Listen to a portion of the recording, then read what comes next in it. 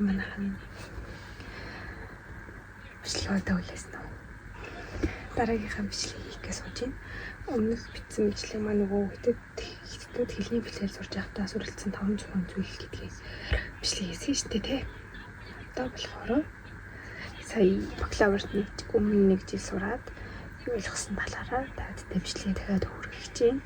Би ч одоо бакалаврын 2 дугаар курсаа үйдэн байгаа. Тэгээ өмнө 1 жил туулсан ойлгосон зүйлсүүдээ таадд хэлж өгье. За хамгийн ихнийх нь болохоор юу гэхээр зөвхөн Монгол болон Хятад хоёр улсаар өөрийгөө зарлаж бодохгүй байх. Дэлхийн мэдээллүүдийг уншиж судалдаг байх хэрэгтэй юм билээ. Би яасан бэ гэхээр бүх юмыг нэг юу шиг хэлний бэлтгэл байдаг шиг төсөөлсөн байхгүй юу. Тэгсэн чинь яг бодтоор бакалаврын ороод ирсэн чинь мэдээллийн царгуурыг бүр шал өөр байх хэрэгтэй юм билээ. За одоо жишээлбэл би хэлний бэлтгэл байхдаа зөвхөн хичээлээ хийгээ явж байхдаа ч юм уу те өөрийгөө танилцуулаад чаддаг байхдаа тэг ингээл монгол ёс заншлаа ингээл ойлгуулдаг ийм байхдаа бол болдог байсан байхгүй юу. Тэнгүүд нь би ерөөсөө хэлний бэлтгэл байсан шиг санаад тэгээд бакалавр ангид орсон. Тэгсэн чи өстэй эхний 3 сар эхний 1 семестр бол өстэй надад бол айгүй чанга байсан. Яасан бэ гэхээр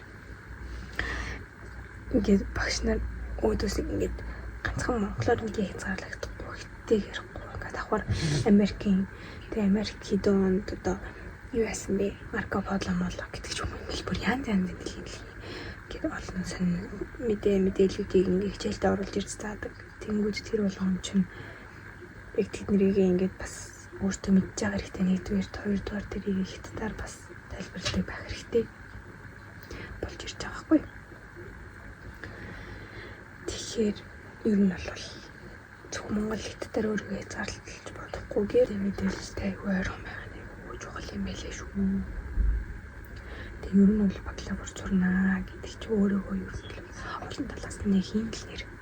Тийм болохоор ер нь бол өөрийгөө аль нэг юм хязгаарлахгүйгээр олон зүйлтэй өөрийгөө олон талын мэдлэгтэй байхаар зорих хэрэгтэй юм билээ. За хоёр дахь нь болохоор аль болох эртхэн хичээлийнхээ хуваар болон шалгалтын хугацаа, семестрийн үргэлжлэх хугацаа зэргийг тооцоолж шалгалтандаа бэлдэх. За одоо ингээд 9 сар хичээлж эхэлсэн бол тийм 9 сар, 10 сар, 11 сар гээд 12 сар хагас эсвэл 12 сарын сүүл хүртэл яваад тэгээд 1 семестр чинь ер нь бол ингээд дуусах байгаа шүү дээ. Тэнгүүд багш нар чинь мэдээж та нарт хичээлж орохоос өмнө 1-2 3-ны өмнө 7-ны өмнө хичээл хийж байгаад ингээд ангид чинь 3 төр ингээд тавиад өгнө. Тэнгүүд тэрийг айл болох ямар хичээл байна вэ гэдгийг судлаад ихний хэлж харах хэрэгтэй. Тэгээд жишээлбэл би энэ дээр ингээд өөрөө хичээлээ барих ихний курсаа ихний семестр хичээл юу тэр ингээд оролцъя.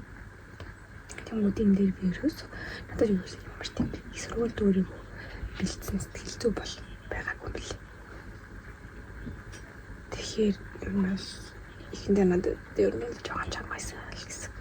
Тэгээ би дараа нэг чи ингэ тийм биш дээ гэж бодлоогүй.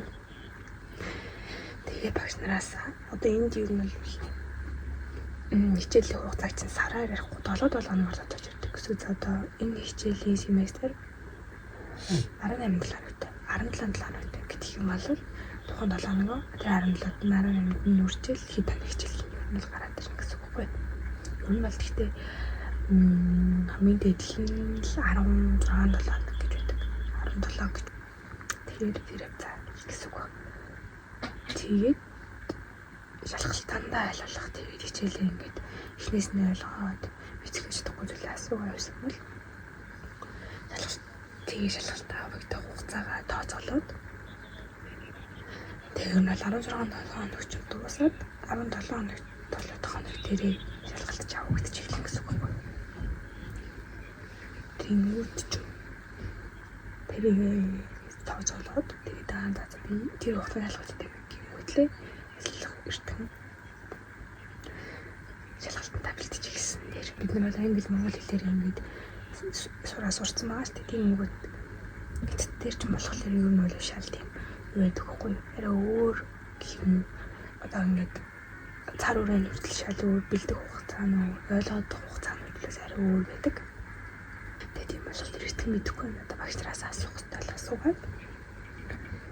Тэгээд ер нь бол бие л тааж айгүйсэн сурна. Тэгээд ер нь шалгалтанд эртгэн бэлдэж хийсэн нь зүгээр юм билээ шүү. Тэгвэл цагаан тулаад яхад ирэхлээр юунд ч амжихгүй 7 хоногийн дотор бэлдэх гэвэл бодлоо шүү.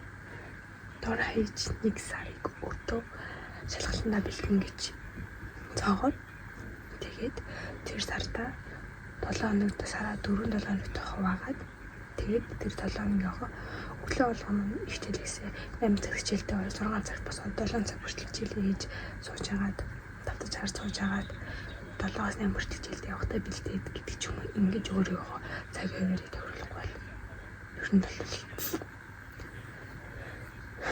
шалгалтандаа бэлдэн гэдэг чинь ер нь л агуу чухал чамд байх хэрэгтэй системлэх хэрэгтэй чадвар чинь их шүү. За дараа нь болохоор 3 дахь нь өөрийн гэсэн сургалтын арга барилыг олчихсон. Олоогүй бол аль болох олон арга барилыг туршаад эртхэн олж авах. Одоо жишээлбэл би өөрийнхөө монгол хэл дээр ингээд аль нэг юм чийжлэхтэй юм. Аль нэг юм тогтоохтой шинээр сурахдаа уншаал авилж хийчихдэг гэж боддог гэсэн байна. Эсвэл өглөөр босоод хараал авилж хийчихдэг гэж боддог гэсэн. Гэтэл яасан мэ гэхээр энэ дэрс нь чинь ханзаа бичихгүй л бол жижиг тогтохоор байгаа. Тэнгүүт би таалтад биччихсэн ханз биччихсэн тэмүүлээсээ харуулсан гэвэл юм бол байгаа шүү дээ. Энэ бичлийн ийм А5 хэмжээтэй дэвтэр аваад тэгээд нэг ханзаа дээлт нь өөр юм малаар бичиж доотлолт нь үл үг юм уу нэр үг юм уу тэмдэг нэр юм уу туслах үл үг юм гэх зэргийн бичээд тэгээд доош нь дээлт нь пинийн дуудлага бичээд доотлолт нь ханзыг бичээд ингээд бүтэн нэг нүүр гэж бичдэг байсан баг. Тэгээд гिचээж бас тогтолцсон би юу нь бол сая нэгдүгээр курс хийх семестр дуусал юу нь бол ингэж бичсэн гэсэн. Тэгээд А5 дэвтэр маань зөндөө ингэж туссан баг. Энэ бол өнгөж нэг.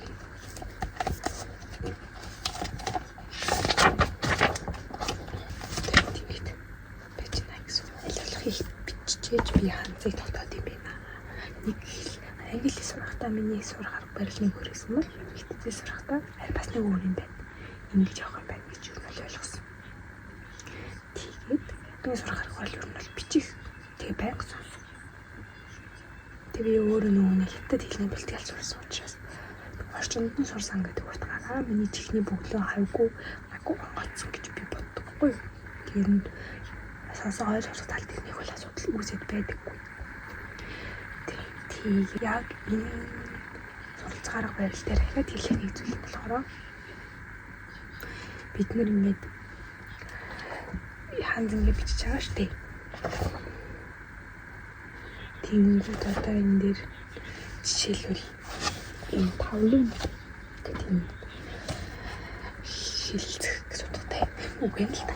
Тэнгүүдний бид нэг яг нөгөө англи хэл сурч байсан нөгөө ахлах сургуультай англи хэл үзэх хүүхдүүд чинь энэ хурц хэрэгтэй энэ зүгээр тавлын гэж хэлдэг байхгүй.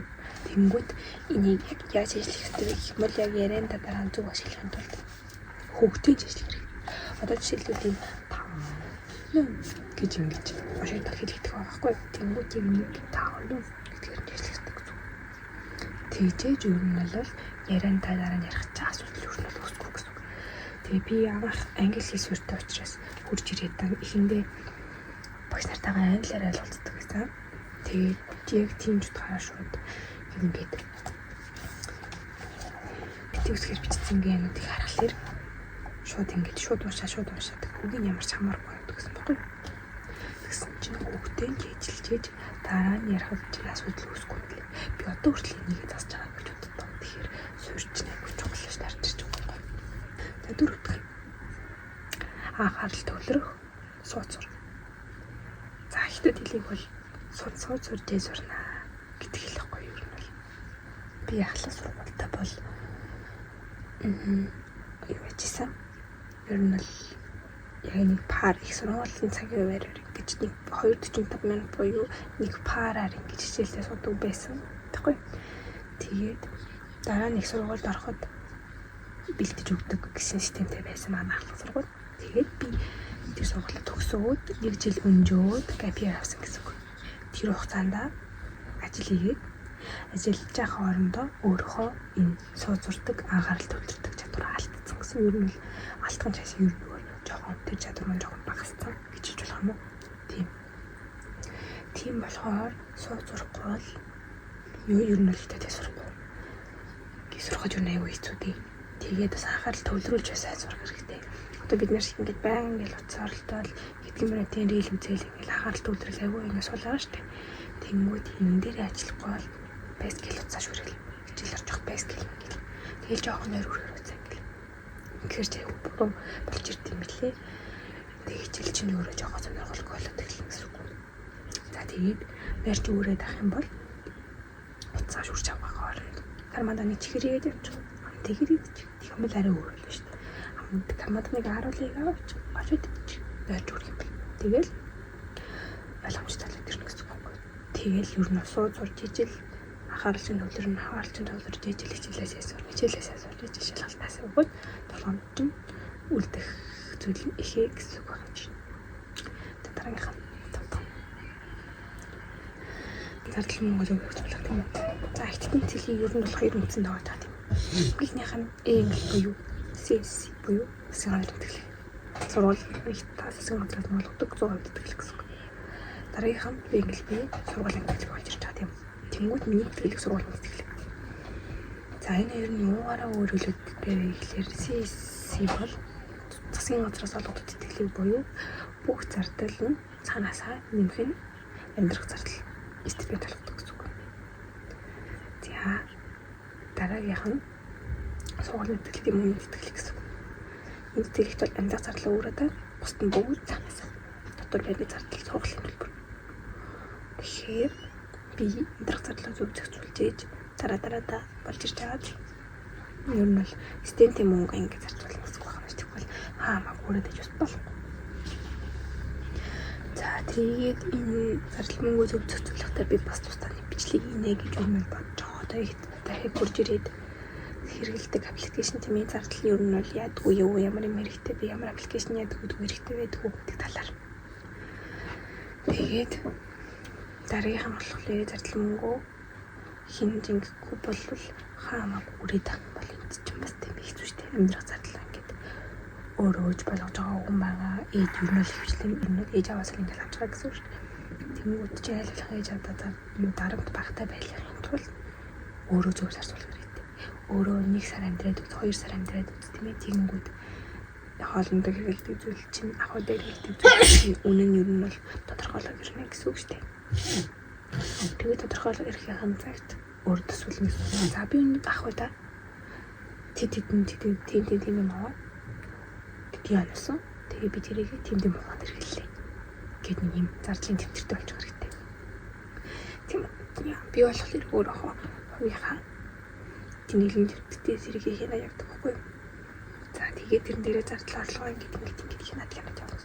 За дараа нь хүнсэндээ би инглээ тэм махнагоо юм аваад юм боллоо. Энийг би тэд ороод итлээ. Тэрийгээ тэдээс энэ хүртэл инглээ. Гэт ер нь бол ингээд. За хичээл ихтэй гадуур тааштай нацраа тий зэний газраас ахвал итлээ. Тэр маань тийм боллоо. Тэгээд би тэрийгээ гинтийн гэсэн гэж өөртөө алуулах тодорхой байгаар зардлуудаа төлөвлөх хэрэгтэй гэсэн үг шүү. Тэгэхгүй бол энэ нэрсээ аймаа зардал мөнгөө төлөвлөх бол ер нь бол хэцүү байдаг шүү. За тэгээд дараагийнх нь зардал мөнгөө зөвцүүлчихэд алуулах ойрхон байгаа мужуудаараа аялах. Алуулах олон газар аялаад гой зүйлс үзээд нүд тайлбар юу нь гоё штэ гадаад сурсны бас нэг хэрэг чинь. Гэтэ чи ялангуяа энд ойрхон мужуудтайгаа урдны галт тэргээрээ тэргээр явчихна. Тэгээ очиод юмнууд бодлоо юм явдаг. Энд чи юу амьдрах хүртэх гайгүй. Тэгэхээр очиод үзэх байгалийн тогтоож үзэсгэлэнтэй газар үз гэсэн ихтэй. Тийм болохоор юу зардал мөнгө зохицуулаад өөрөө жоохон тэмүүлэлтэй байх юм бол орхон газрууд мужууд Би болохоор эндээс хаашаа явж утсан бэ гэх юм бол гонж орж утсан юм байна. Гонж бол эндээс нэг 3 цаг уртны галзраар яваад хүрэх цайтай. Тийм. Одоогоор л тийм байгаа. Тэгээд одоо дараа нь чиндүү гэдээ орж үзэх хүсэлтэй газар бас ер нь л байгаа. Манай мужид гэж ер нь л чончин тэгээ чиндүү тэр мужид ер нь л яваар байхгүй. Тэгээд тэрнгээрээ би ер нь явъя гэж бодож байгаа. Дараагийнх хичээлүүдээсээ одоо ингээд маргааш чиний нэг хичээл жургалаг явчихад өмнөх өдөр нь хичээлээ үзэх тийм үү. Тэгээд өмнөх сэдвээ сөхөж харах, сониуч байх гэсэн үг. За тэггүй бол ингээд ийм олон хичээлүүд ингээд намтанд орж явахад өмнөхөө ингээд сэргийж хараад эсвэл дараагийн сэдвээ тухайн хичээл чинь номтой болтой. Дараагийнхаа сэдвийг хаалж харахгүй бол яг очиж харахгүй суугаар ер нь бол ойлгоц ер нь жоохон муу хичээлдээ оролцох чадвар чинь жоохон сулраад ирнэ гэсэн үг. Тэгэхээр айл олдох урьдчилж хилээ үзээд сониуч байгаа. Тэгэх юм бол ер нь бол хичээлдээ олж авах мэдлэг чинь тэгээд өөрөө сониуч байснараа багш нартай үнэлэгдэх үнэлэмж чинь өөр болж ирдэг шүү. За дараагийн дасгал хөдөлгөөн цагаа зөвшөөрлөх. За энд бол ер нь бол цагаа зөвшөөрлөөд зөв хооллоод чадах юм бол дасгал хөдөлгөөнтэйгээ гоослуулаад ингэж чадах юм бол ер нь бол оюун ухаанаас бийж төгс хөгжүүлээд явах боломжтой гэсэн үг. Өөрийгөө ер нь бол шинээр бүтээгээд өөртөө шин дадлуудыг суулгаад тэгээд боцох боломжтой. Бүрэн боломжтой гэсэн үг. Одоо энэ жишээлбэл манай дотор баримт гэх юм бол битгэхгүй activity room гэдэг тэр дотор ороод дасгал явах үзээд вебсайт өөрөө дасгал хийж болно. Аагүй гэвэл жим ороод манай сургуулийн жим өнөөгөө төгөхгүй тэгэхээр байгаа төхөөрөмжлүүд дээр нь очиад загвуултын зам байвал тэрэн дээр очиад гүйж болно. Тэгээ цагаас зөвшөөрлөд байгаа юм бол цагаагаараа харж агаад өглөөдөө гараад гүйж болно. Одоо хятад очсон бол хятад ер нь бол өдөрт тэдэн километр гүйх хэрэгтэй гэсэн заалтай бариад ер нь бол уцаа бариад нэг гүйж идэг. Тэрээс их мэт биш наврах шүү дээ. Гамт нэг зэрэгцээд гүйж иж болж юм. Аль болох бие хөдөлгөөд тэгэд ингэж тарих чинь сэрхийг гүйж хичээлээсээ гэж ер нь бол ингэж тарих бие чинь ингээд холбоотой ингэж уяатай ингэж ажилтдаг учраас дасгал хөдөлгөөнөө сэтгэлдээсээ хийгээд цагаа зөв зарж болох хэрэгтэй. Тэгэхгүй бол ингээд өдөр хоног ингээд нэг мэтгэл ингээд урсаал өнгөрч байдаг байхгүй. Нэг мэтгэл одоо ингээд гомсралцсан биш. Тэгэхээр хэдүүлээ бас магадгүй хинтэй ч уралдаггүй, хинээс ч оцроогүй мөртлөө өөрөө хөвчдрөөс илүү сайн хувилбар өнөөдөр болох гэж хийж байгаа юм чинь. Бас тийм ээ. За тэгээд өнөөдөр бичлэг бол юм байна. Одоо тэгээд дараа нь эцэд найзаасаа би сурч байсан.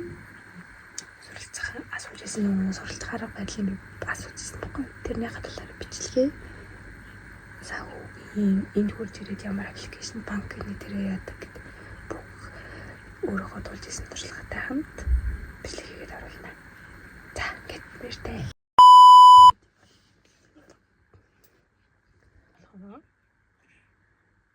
Би ингэж